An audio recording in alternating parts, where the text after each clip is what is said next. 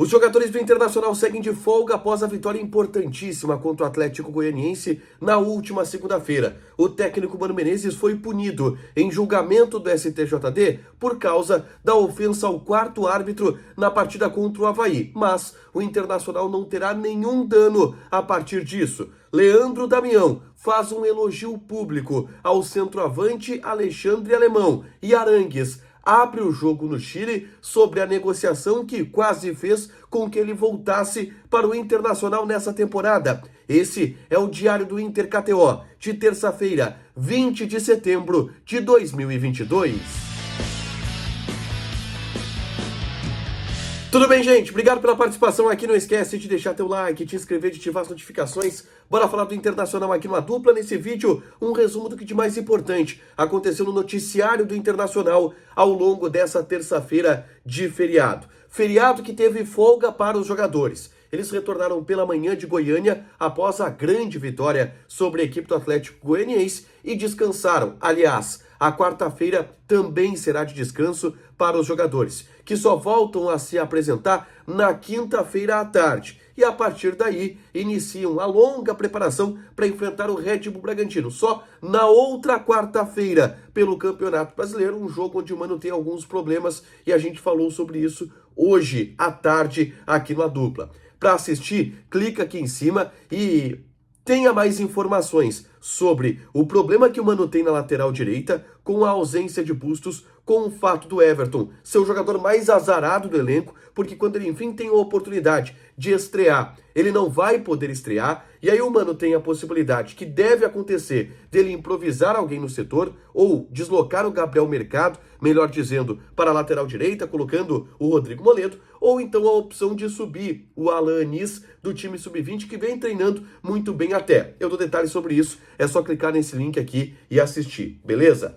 Mas hoje aconteceu no STJD o julgamento do Mano Menezes, ainda em relação àquela ofensa ao quarto árbitro na partida contra a equipe do Avaí, vitória do Internacional. Vocês lembram, né?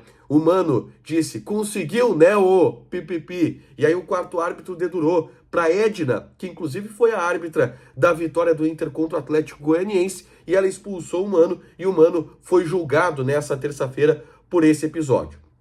E o Mano foi punido com um jogo de suspensão. Só que ele já cumpriu esse jogo na suspensão automática. A partida seguinte ao jogo contra o Avaí, que foi contra o Juventude no estádio Beira-Rio e que o Internacional goleou. Então o Mano não vai cumprir nenhum jogo a mais de suspensão. Foi suspenso, mas já cumpriu a suspensão, então vida que segue, o Mano estará na Casa Mata Colorada na partida contra o Red Bull Bragantino. Beleza? Senhores, 3 jogadores do Internacional estiveram na seleção da rodada do Campeonato Brasileiro pelas atuações que tiveram contra o Atlético Goianiense.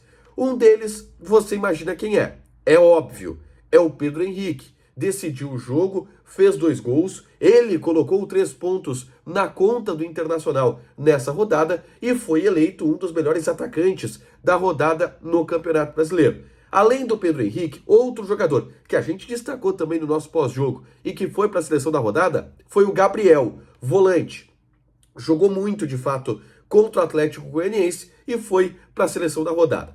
O terceiro chama a atenção. Muita gente poderia esperar que seria o Alexandre Alemão, porque o Alemão jogou demais contra o Atlético, mas não foi o Alemão. Foi Fabrício Bustos. Muito também por conta da carência de laterais direitos que a gente tem no Brasil. O Bustos é um expoente dos laterais direitos que estão jogando por aqui e foi eleito o melhor lateral direito da rodada. Isso que, e até a gente avaliou isso, o Bustos teve um jogo abaixo contra o Atlético Goianiense, mas foi para a seleção da rodada. Bustos, Pedro Henrique e também o Gabriel Ruf. Aliás, eu destaquei que talvez se esperasse que o Alexandre Alemão estivesse nessa seleção da rodada, né?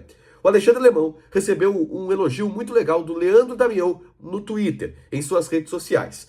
Muita gente compara a história, inclusive, do Alexandre Alemão com a história do Leandro Damião. Os dois vieram do interior de Santa Catarina, os dois não tiveram um trabalho tão aprimorado de formação, de categoria de base, e os dois chegaram arrebentando, fazendo gol e principalmente com um carisma que chamou a atenção do torcedor do Internacional.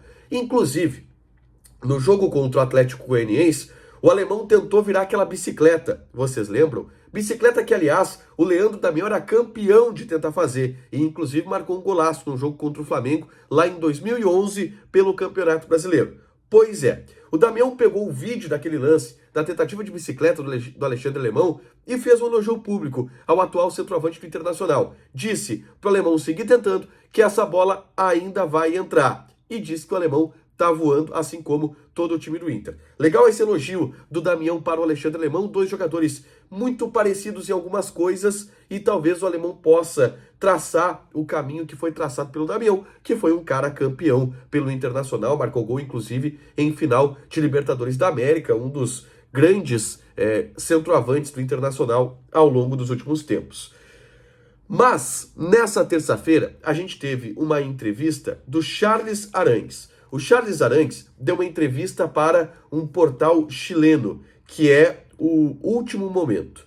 E nessa entrevista, Últimas Notícias, perdão, o jornal Últimas Notícias do Chile. E nessa entrevista, o Arangues, entre outros assuntos, escancarou como foram as negociações com o Internacional que quase fizeram com que ele voltasse para o Inter nessa janela de transferências. A gente deu muitas informações sobre isso nos últimos meses, que o Arangues esteve acertado com o Internacional, que a trava era o Bayer Leverkusen, que em determinado momento o Inter deu um passo atrás porque achou caro, e aí seria ele ou o Edenilson. O próprio Mano falou abertamente que era ou ele ou o Edenilson, não faria sentido ter os dois no elenco, e que depois que o Arangues conseguiu a liberação, até o último dia de janela havia a possibilidade do Inter trazer, mas o Inter acabou achando ele muito caro. Bom, olha aspas do Arangues. Durante muito tempo se especulou que eu voltava, mas agora foi a primeira vez que eu tive contatos reais com os dirigentes. Estivemos de acordo em várias coisas, mas tinha que falar com o Bayern, e isso não chegou a um bom ponto.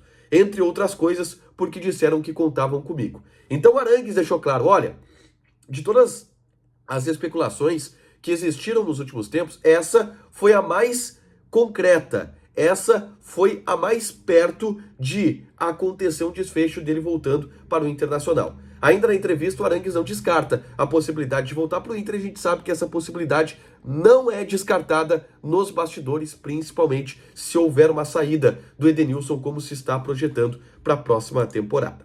Para fechar, gente, vamos falar de KTO. Eu quero convidar vocês a irem na aba Brasil Especiais 2022, porque ali constam apostas especiais que a KTO disponibiliza para vocês. E eu vou trazer uma que eu achei muito interessante pela odd alta, tá? E pela probabilidade dela acontecer, que é do jogo Vasco e Cruzeiro, que se enfrentam na quarta-feira pela Série B do Campeonato Brasileiro. Olha essa aposta. Vasco para vencer ou empatar contra o Cruzeiro, o Nenê marcando um gol e a partida tendo 2 ou mais gols. Ou mais de 2 gols, perdão. 10,5.